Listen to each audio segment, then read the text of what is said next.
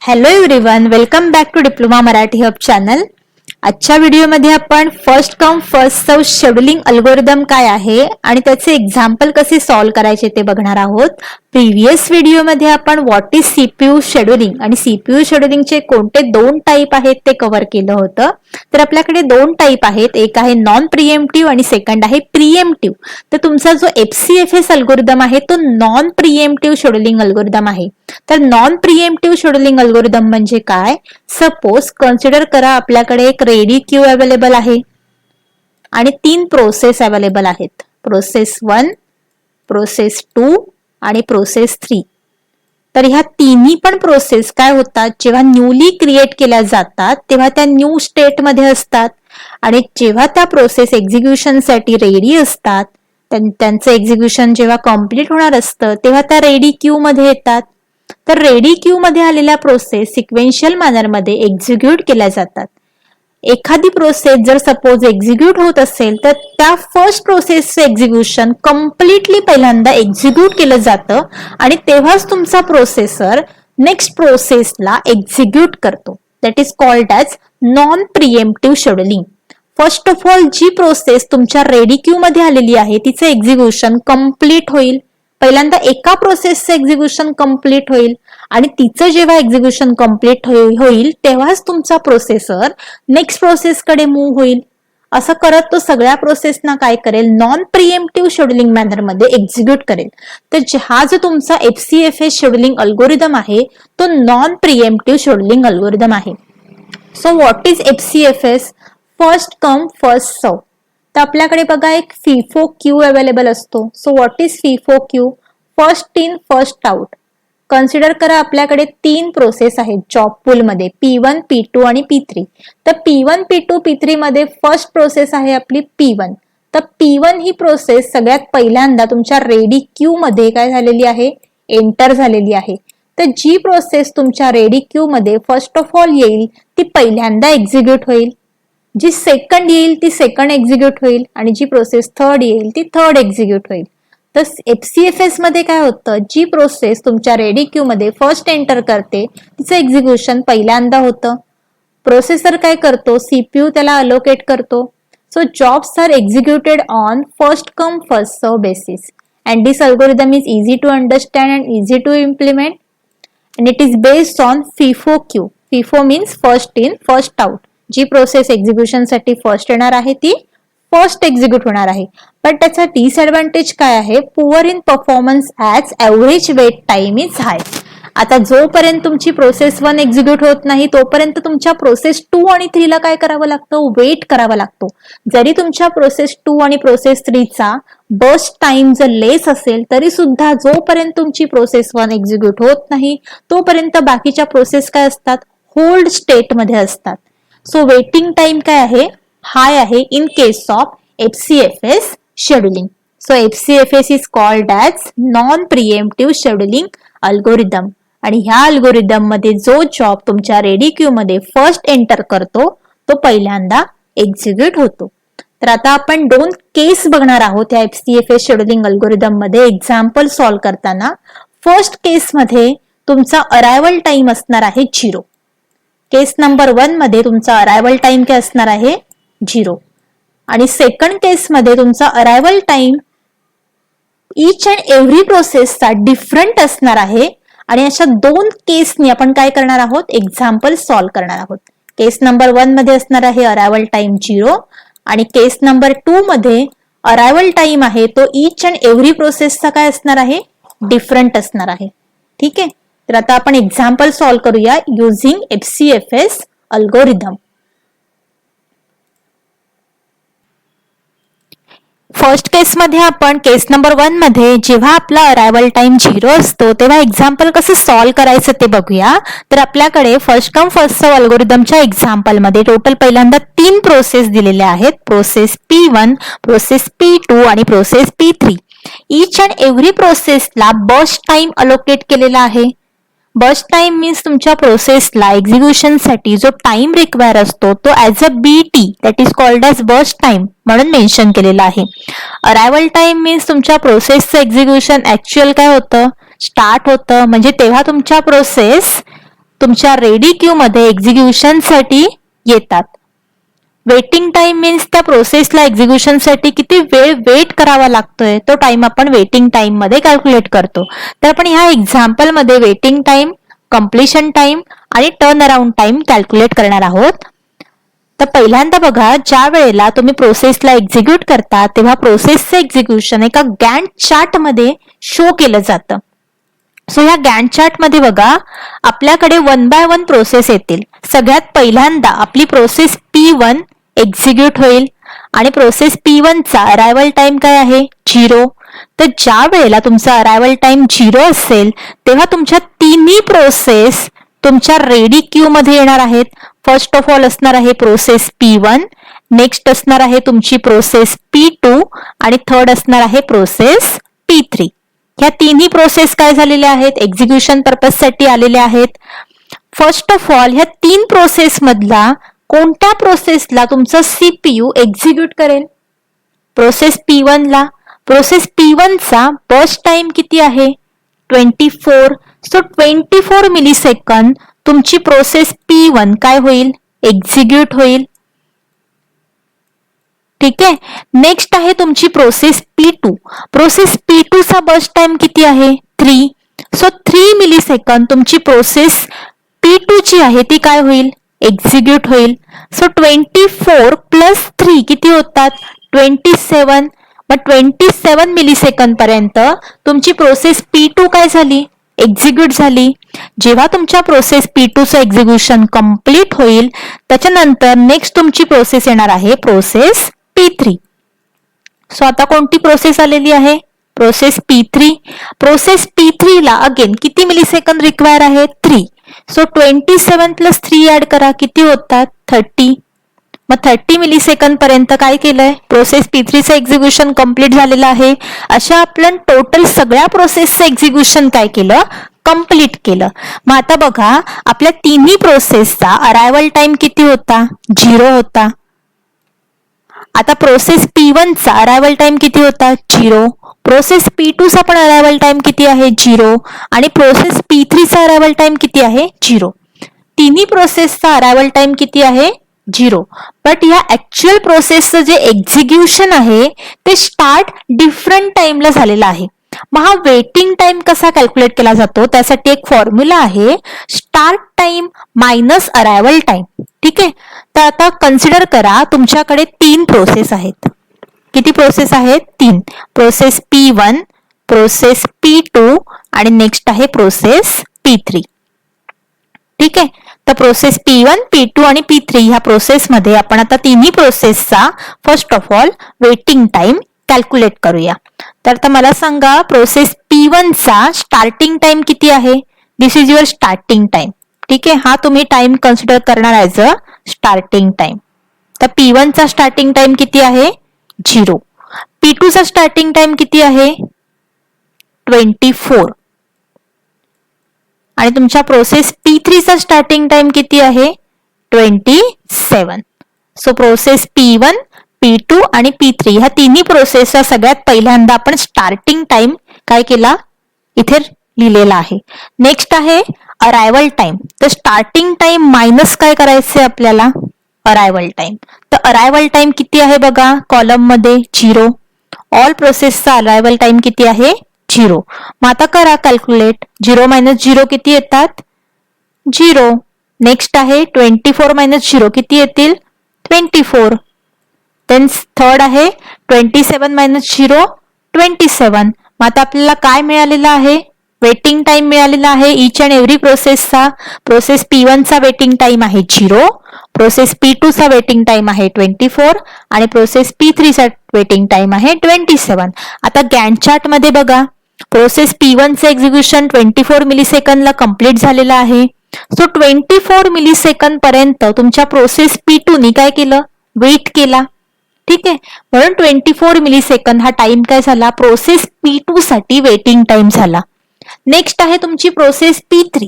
Process P3 P1 P1 आणि P2 ह्या दोन्ही प्रोसेसचं एक्झिक्युशन होईपर्यंत तिने काय केला होता, वेट केला होता. सो 24 आणि त्याच्या पुढे +3 म्हणजे 27 मिलीसेकंद तुमची प्रोसेस 3 ने काय केलाय, वेट केलाय. सो 27 मिलीसेकंद हा झाला waiting time for your process P3. So आता आपण वेटिंग टाइम कॅल्क्युलेट केला. नेक्स्ट आहे कॅल्क्युलेटिंग ऍव्हरेज वेटिंग टाइम. तर ऍव्हरेज वेटिंग टाइम कसा कॅल्क्युलेट करायचा, C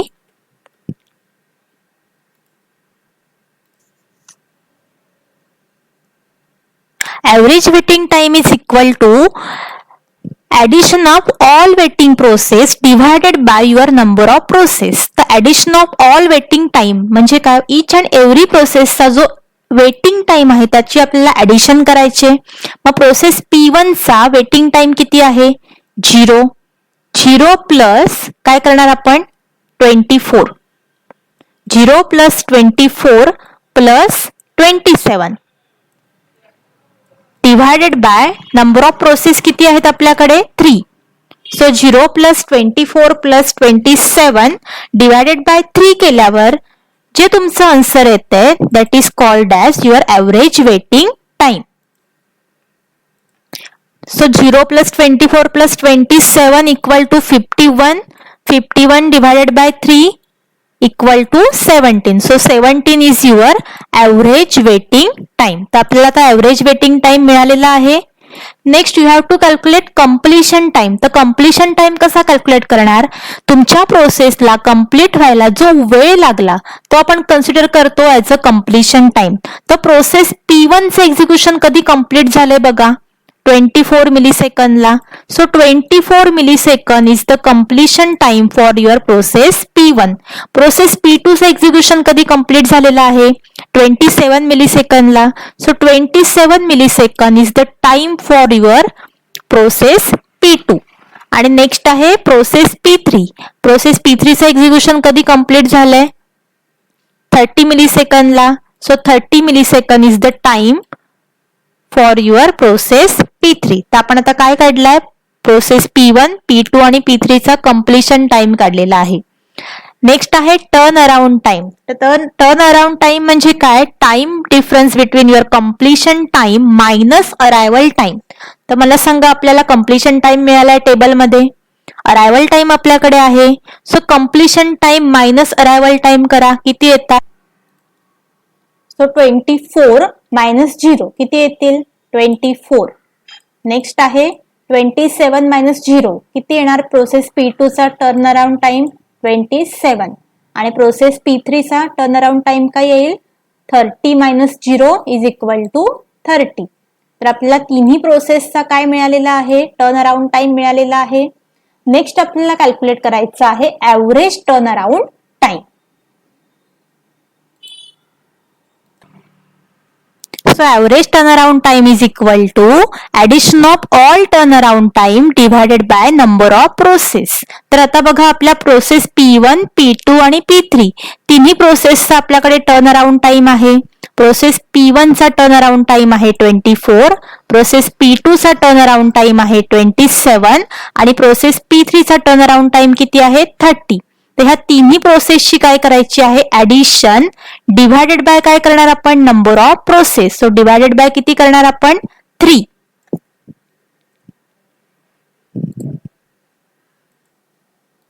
so 24 plus 27 plus 30 is equal to 81 and 81 divided by 3 equal to 27. So 27 is your average turnaround time. तर आपण example मध्ये काय calculate केलेलं आहे आता, ऍव्हरेज टर्न अराउंड टाइम. तर बघा या एक्झाम्पल मध्ये आपण वेटिंग टाइम कॅल्क्युलेट केला, देन कम्प्लिशन टाइम कॅल्क्युलेट केला आणि नंतर टर्न अराउंड टाइम कॅल्क्युलेट केला आणि देन अगेन आपण ऍव्हरेज टर्न अराउंड टाइम आणि ऍव्हरेज वेटिंग टाइम हे दोन टाइम आपण काय केलेले आहेत, अगेन कॅल्क्युलेट केलेले आहेत. तर टर्न अराउंड टाइम कॅल्क्युलेट करण्याचा आणखीन एक वेगळा फॉर्म्युला आहे, तो आहे burst time plus waiting time. तर आता आपण व्हेरीफाय करूया दोन्ही फॉर्म्युलांनी आन्सर सेम येतंय का टर्न अराउंड टाइमचं. पहिल्या केसमध्ये आपण काय यूज केलं, completion time minus arrival time केलं होतं. तर कम्प्लिशन टाइम काय होता 24 मायनस अरायवल टाइम काय होता 0. 24 मायनस 0 किती येत आहे 24. सेकंड फॉर्म्युला बघा काय आहे, burst time plus waiting time. तर बर्स्ट टाइम किती आहे 24, वेटिंग टाइम किती आहे 0. सो 24 प्लस 0 किती येतील 24. सेकंड प्रोसेस साठी P2 साठी बर्स्ट टाइम किती आहे 3 प्लस वेटिंग टाइम किती आहे 24. 3 प्लस 24 किती झाले 27. आहे करेक्ट. थर्ड आहे प्रोसेस P3. प्रोसेस P3 चा बर्स्ट टाइम किती आहे 3. सो प्रोसेस P3 चा burst time plus waiting time किती आहे 27. 27 प्लस 3 किती झाले 30. आहे करेक्ट. ओके. सो आपण दोन वेनी हा टर्न अराउंड टाइम काय करू शकतो, कॅल्क्युलेट करू शकतो. तर ह्या एक्झाम्पल मध्ये आपण FCFS या अल्गोरिदम मध्ये how to calculate waiting time, how to calculate completion time, then how to calculate turn around time आणि नेक्स्ट ऍव्हरेज वेटिंग टाइम आणि ऍव्हरेज टर्न अराउंड टाइम कसा कॅल्क्युलेट करायचा ते ह्या एक्झाम्पल मध्ये कव्हर केलेला आहे.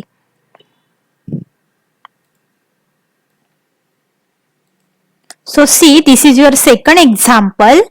In this second example, आपल्याकडे जो अरायवल टाइम आहे तो each and every प्रोसेसचा डिफरंट अरायवल टाइम आहे. प्रिव्हियस एक्झाम्पल मध्ये आपल्या सर्व प्रोसेसचा अरायवल टाइम 0 होता. या एक्झाम्पल मध्ये केस नंबर 2 मध्ये each and every प्रोसेसचा अरायवल टाइम डिफरंट मेन्शन केलेला आहे. प्रोसेस 1 चा अरायवल टाइम आहे 0, प्रोसेस 2 चा अरायवल टाइम आहे 1, प्रोसेस 3 चा अरायवल टाइम आहे 2 आणि प्रोसेस 4 चा अरायवल टाइम आहे 3. So by using this given example आपण ह्या प्रोसेसचा एक गॅन्ट चार्ट ड्रॉ करणार आहोत. ठीक आहे. सो प्रोसेसचं एक्झिक्युशन 1 बाय 1 सिक्वेन्शियल मॅनर मध्ये होईल. ज्या जॉबचं एक्झिक्युशन फर्स्ट होणार आहे ती आहे आपली प्रोसेस P1. P1चं एक्झिक्युशन कंप्लीट झालं की सिक्वेन्शियल मॅनर मध्ये P2, P3 आणि P4 ह्या 3 प्रोसेस काय होतील, रिमेनिंग प्रोसेस एक्झिक्यूट होतील. तर फर्स्ट ऑफ ऑल तुमची कोणती प्रोसेस आहे, प्रोसेस P1. फर्स्ट आहे तुमची प्रोसेस P1. तर ह्या प्रोसेस P1 चा अरायवल टाइम आहे 0. ज्या प्रोसेसचा अरायवल टाइम 0 आहे ती प्रोसेस फर्स्ट ऑफ ऑल काय येणार आहे, एक्झिक्युशन साठी तुमच्या रेडी क्यू मध्ये येणार आहे. तर प्रोसेस P1 आली रेडी क्यू मध्ये for execution purpose. Then next बघा, ह्या प्रोसेस P1 चा जो बर्स्ट टाइम आहे एक्झिक्युशन साठी जो टाइम रिक्वायर त्याला आहे तो आहे 5 millisecond. This is your time that is required for execution of your process P1. So 0 plus 5 किती होतात 5. So 5 milliseconds are required for executing your process P1. Next कोणती प्रोसेस आहे, प्रोसेस P2. तर आता आपण बघा 0 मिलीसेकंद पासून 5 millisecond पर्यंत प्रोसेसला एक्झिक्यूट केलेला आहे. सो 0 to 5 मध्ये किती नंबर येतात 1, नेक्स्ट आहे 2, देन आहे 3, नेक्स्ट आहे 4 आणि 4 नंतर 5. तर आता कन्सिडर करा प्रोसेस 1 चा जो काही अरायवल टाइम होता गिव्हन दिलेला आपल्या एक्झाम्पल मध्ये तो काय होता 0. सो प्रोसेस P1 अराईव्ह झालेली आहे. नेक्स्ट प्रोसेस P2 चा जो अरायवल टाइम आहे तो किती आहे 1 आहे. तर आपल्याकडे बघा 1 हा सुद्धा टाइम होऊन गेलेला आहे म्हणजे प्रोसेस P2 सुद्धा तुमची रेडी क्यू मध्ये एंटर झालेली आहे. नेक्स्ट आहे प्रोसेस P3. प्रोसेस P3 चा अरायवल टाइम किती आहे 2. तर 2 मिलीसेकंद हा टाइम बघा आलेला आहे का आपल्या प्रोसेसच्या गॅन्ट चार्ट मध्ये, तर आलेला आहे. म्हणजे इथे तुमची प्रोसेस 3 सुद्धा तुमच्या रेडी क्यू मध्ये एंटर झालेली आहे. देन आहे प्रोसेस 4.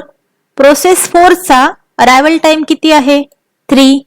सो 3 हा टाइम सुद्धा तुमच्या रेडी क्यू मध्ये तुमच्या गॅन्ट चार्ट मध्ये आलेला आहे. म्हणजे तुमची प्रोसेस 4 सुद्धा तुमच्या रेडी क्यू मध्ये एंटर झालेली आहे.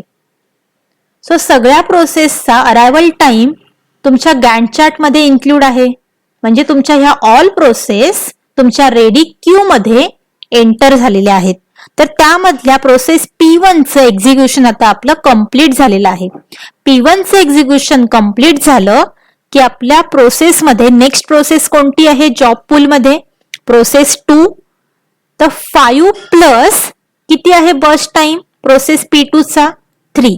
5 प्लस 3 इक्वल टू किती होणार 8. So this time is allocated for your process P2. Process P2 नंतर नेक्स्ट कोणती प्रोसेस आहे प्रोसेस 3. तर प्रोसेस 3 ला किती मिलीसेकंद लागतात एक्झिक्यूट व्हायला 8 मिलीसेकंद. सो 8 प्लस 8 किती होतील 16. So 16 milliseconds are required for executing of your process 3. 8 millisecond require आहेत प्रोसेस 3 ला एक्झिक्युशन साठी. 16 मिलीसेकंद हा त्याचा काय झाला कम्प्लिशन टाइम.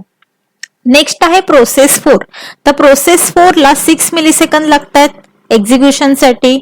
सो 16 प्लस 6 किती झाले 22. सो 22 ह्या टाइम पिरियडला तुमची प्रोसेस 4 जी आहे ती एक्झिक्यूट होऊन कंप्लीट होणार आहे. तर आता आपण ऑल प्रोसेस काय केल्या एक्झिक्यूट केल्या. सगळ्या प्रोसेसचं एक्झिक्युशन काय झालेलं आहे कंप्लीट झालेलं आहे. तर आता नेक्स्ट आपण काय काढणार आहोत प्रोसेसचा वेटिंग टाइम काढणार आहोत. So how to calculate waiting time start time minus arrival time. आपल्याकडे टोटल 4 प्रोसेस आहेत प्रोसेस 1 प्रोसेस 2 प्रोसेस 3 आणि प्रोसेस 4. तर ह्या 4 प्रोसेसचा आता आपण वेटिंग टाइम कॅल्क्युलेट करणार आहोत. तर प्रोसेस 1 जी आहे ती स्टार्ट कधी झाली होती 0 मिलीसेकंदला आणि प्रोसेस 1 चा अरायवल टाइम किती आहे 0. This is given in the table. So 0 minus 0 equal to 0. म्हणजे प्रोसेस 1 ला वेट करावा लागलाय का एक्झिक्युशन साठी नाही कारण ती फर्स्ट प्रोसेस आहे आणि तिचा अरायवल टाइम पण 0 असल्यामुळे ती लगेच एक्झिक्यूट झालेली आहे. नेक्स्ट आहे आपली प्रोसेस 2. तर प्रोसेस 2 चा स्टार्ट टाइम किती आहे बघा गॅन्ट चार्ट मध्ये. प्रोसेस 1 आपली एक्झिक्युशन होऊन कंप्लीट झाले 5 मिलीसेकंदला. जेव्हा आपली प्रोसेस 1 एक्झिक्यूट कंप्लीट झाले तेव्हा प्रोसेस 2 चं एक्झिक्युशन स्टार्ट झाले 5 मिलीसेकंदला. सो 5 मायनस प्रोसेस P2 चा अरायवल टाइम किती आहे 1. म्हणजे 1 मिलीसेकंदच्या वेळेला प्रोसेस 2 जी आहे ती तुमच्या रेडी क्यू मध्ये आलेली आहे. सो 1 ह्या टाइम पिरियडला 1 मिलीसेकंदला तुमची प्रोसेस 2 रेडी क्यू मध्ये आली पण तिचं एक्झिक्युशन 1 मिलीसेकंदला चालू झालं का नाही. तिचं एक्झिक्युशन कधी चालू झालं 5 मिलीसेकंद ह्या टाइमला. सो 5 मायनस 1 किती टाइम पिरियड तिला वेट करावं लागलं 4 millisecond. So 4 millisecond is waiting time for your process P2. Next आहे तुमची प्रोसेस 3. तर प्रोसेस 3 चा स्टार्ट टाइम किती आहे बघा 8.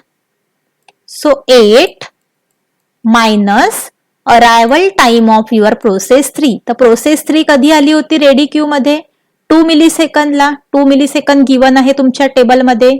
सो 8 मायनस 2 किती होतील 6. सो 6 मिलीसेकंद हा जो टाइम आहे तो आहे तुमचा waiting time for your process 3. Next आहे तुमची प्रोसेस 4.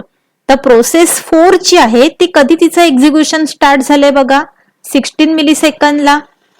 सो प्रोसेस 4 मध्ये वेटिंग टाइम कसा काढणार 16 मायनस तिचा अरायवल टाइम किती होता इथे चेक करा काय आहे प्रोसेस 4 चा arrival time 3.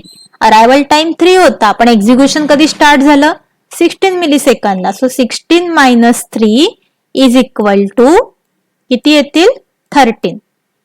So 13 millisecond is the waiting time for your process 4. मग आता आपण ऑल प्रोसेसचे काय काढले वेटिंग टाइम कॅल्क्युलेट केले. So how to calculate average waiting time. Average waiting time is equal to addition of all waiting time for all the process divided by total number of process. तर आता आपल्याकडे 4 process आहेत मग आपण divided by किती करणार आहोत 4. मग आता ऍडिशन कोणाची होईल 0 प्लस 4 प्लस 6 प्लस किती होतील 13. किती होईल टोटल सांगा 0 plus 4 plus 6 plus 13 it is 23. So 23 divided by 4 काय आन्सर येणार आहे तुमचं 23 डिवायडेड बाय 4 चं 5.75. So this is the average waiting time for your all process. So आता आपण वेटिंग टाइम कॅल्क्युलेट केला. नेक्स्ट आता आपण कॅल्क्युलेट करणार आहोत completion time. Each and every प्रोसेसला कंप्लीट व्हायला जो टाइम लागलेला आहे तो आपण ऍज अ कंप्लीशन टाइम म्हणून कन्सिडर करणार आहोत. तर प्रोसेस P1 चं एक्झिक्युशन कधी कंप्लीट झालंय 5 मिली सेकंदला. सो प्रोसेस P1 चं कंप्लीशन टाइम काय आहे 5. प्रोसेस P2 चं एक्झिक्युशन कधी कंप्लीट झालेलं आहे 8 मिली सेकंदला. So 8 millisecond is the time for your process P2. This is your completion time. Process P3 चा काय आहे कंप्लीशन टाइम 16 आणि प्रोसेस 4 चा काय आहे कंप्लीशन टाइम 22. सो आपण ऑल प्रोसेसचा काय काढला कंप्लीशन टाइम कॅल्क्युलेट केला. नेक्स्ट आता आपण काय कॅल्क्युलेट करणार आहोत turn around time. So turn around time कसा कॅल्क्युलेट केला जातो completion time minus arrival time किंवा दुसरा पण एक फॉर्म्युला आहे burst time plus waiting time.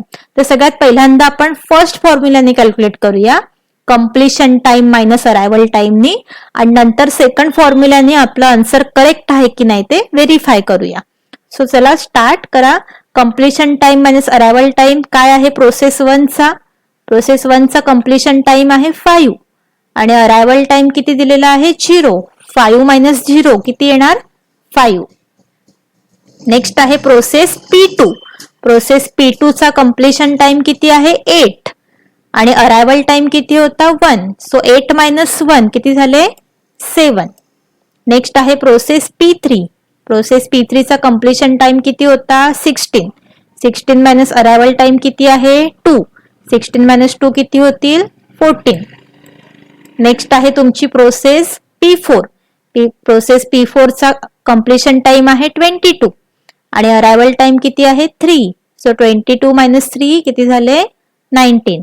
तर आता बघा आपल्याला काय मिळालेलं आहे ऑल प्रोसेसचा टर्न अराउंड टाइम मिळालेला आहे. Completion time minus arrival time आपण कॅल्क्युलेट केला. आता सेम आपण काय करूया burst time plus waiting time calculate करूया आणि आपला टर्न अराउंड टाइम करेक्ट आहे की नाही ते व्हेरीफाय करूया.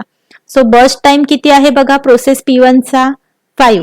वेटिंग टाइम किती आहे 0. 5 प्लस 0 5 करेक्ट आहे फॉर प्रोसेस P1.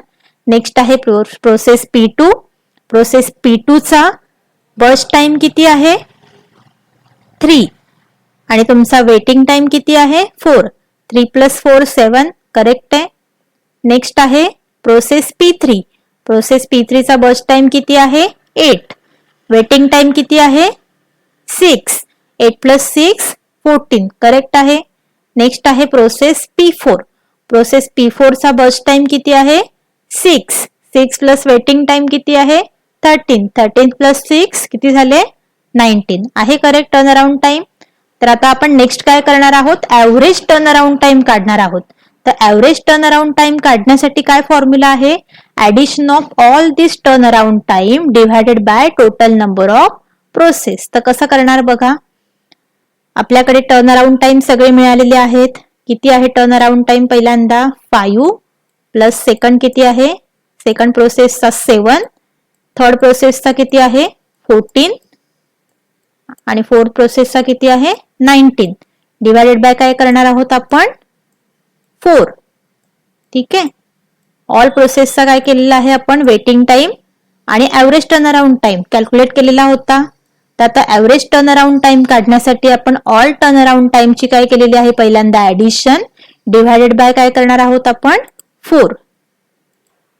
सो तुमची ऍडिशन किती येणार आहे 45. 45 डिव्हायडेड बाय 4 किती येतील 11.25. So 11.25 this is your average turn around time. ठीक आहे. तर आपण ऍव्हरेज टर्न अराउंड टाइम आणि ऍव्हरेज वेटिंग टाइम दोन टाइम काय केले कॅल्क्युलेट केलेला आहे. तर या एक्झाम्पल मध्ये आपण अरायवल टाइम जेव्हा 0 नसतो ईच अँड एव्हरी प्रोसेसचा अरायवल टाइम काय आहे डिफरंट गिवन आहे त्यावेळेला गॅन्ट चार्ट कसा ड्रॉ करायचा त्याचा average waiting time, average turn around time, waiting time, completion time आणि टर्न अराउंड टाइम कसा कॅल्क्युलेट करायचा ते केस नंबर 2 मध्ये आपण बघितलेलं आहे. केस नंबर 1 मध्ये प्रोसेसचा अरायवल टाइम ऑल प्रोसेससाठी 0 होता आणि केस नंबर 2 मध्ये तुमचा जो अरायवल टाइम आहे तो डिफरंट मेन्शन केलेला होता. तर आपण दोन्ही केसनी FCFS अल्गोरिदमला कसं सॉल्व्ह करायचं, FCFS अल्गोरिदमनी गॅन्ट चार्ट मध्ये तुमच्या प्रोसेस कशा एक्झिक्यूट होतील ते आपण 2 एक्झाम्पल वरून या व्हिडिओमध्ये कव्हर केलेलं आहे. थँक्यू.